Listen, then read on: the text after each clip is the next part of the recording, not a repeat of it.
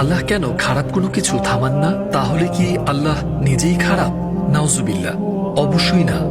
মন্দ সৃষ্টি করা খারাপ নয়, বরং মন্দকে বেছে নেওয়াটাই খারাপ। চলুন আগুনকে দেখি।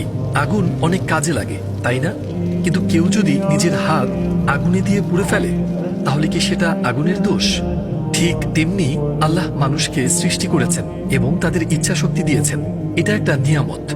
এই ইচ্ছা শক্তির মাধ্যমেই আমরা ভালো কাজ বেছে নিতে পারি এবং এমনকি ফেরেশতাদের থেকেও উত্তম হতে পারি। তাই ইচ্ছা শক্তিই দেখিয়ে দেয় কে ভালো আর কে নয়।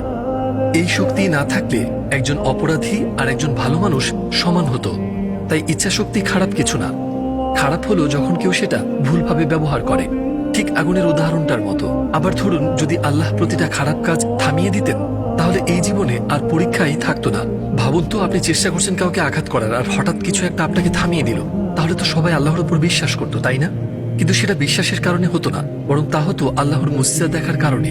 তাহলে তো সেটা কোনো পরীক্ষাই হতো না, খুবই সহজ হয়ে যেত আর অন্যায্য।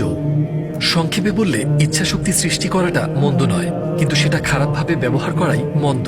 তাই মানুষই দায়ী মন্দের জন্য, আল্লাহ নন। এই ভিডিওটা সেই বন্ধুদের সাথে শেয়ার করতে ভুলবেন না যাদের এটা জানা দরকার।